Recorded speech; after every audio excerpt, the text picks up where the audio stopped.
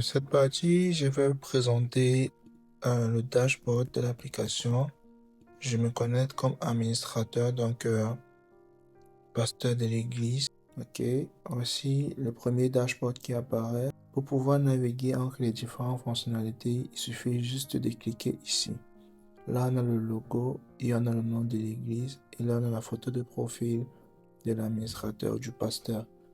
Donc, si je vais naviguer entre les fonctions, quand je clique là, j'ai toujours le nom de l'église, le logo de l'église, le logo de l'administrateur.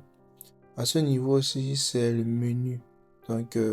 Les différentes fonctionnalités actuellement du système dans événements, membres, chorale et réunion. Donc, si je clique là, je suis redirigé dans le dashboard qui gère les événements. Si je clique là, je suis redirigé dans le dashboard qui gère uniquement les membres. Si je clique là, je suis dirigé dans le dashboard qui gère uniquement la chorale.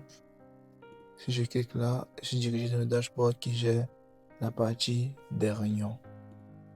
À ce niveau-ci, qui est mon espace, c'est l'espace réservé uniquement à l'administrateur. Oh, qu'est-ce qu'il voit?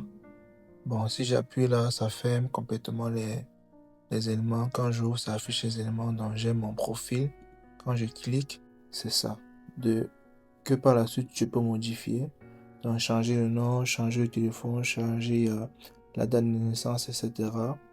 Et que je peux aussi modifier la photo justement en cliquant là pour changer la photo. De plus aussi, quand je suis au niveau du dashboard, par exemple, je prends là, je peux aussi cliquer directement à ce niveau-ci pour pouvoir accéder à mon profil. Ok. Donc, revenons à mon espace. Donc, il y a mon profil qui est là. Il y a mes événements. Donc là, je peux voir l'ensemble des événements qui ont été créés dans la partie dashboard événements et voir l'ensemble des événements que je me suis inscrit. Moi particulièrement, bien l'administrateur particulièrement s'est inscrit. Là, on a mes réunions. Donc, c'est l'ensemble des réunions à laquelle l'ensemble des réunions dont vous, administrateur, vous êtes participant et dont vous avez participé.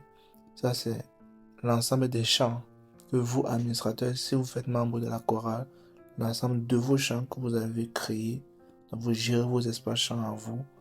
Et la partie mes notifications, si des notifications ont été envoyées côté gestion de notifications. À ce niveau-ci, on a membre de l'église.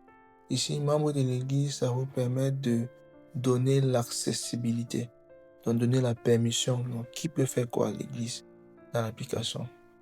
Lorsque la permission est accès au complet, donc la personne à qui vous avez donné les permissions, il est capable de voir les quatre fonctionnalités et manager.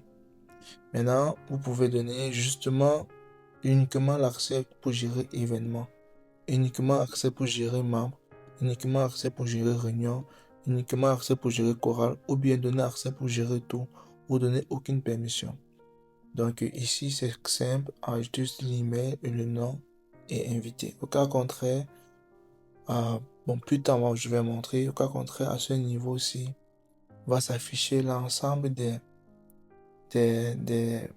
comment je vais dire. Bon, pour une prochaine vidéo, je vais montrer comment ça se passe.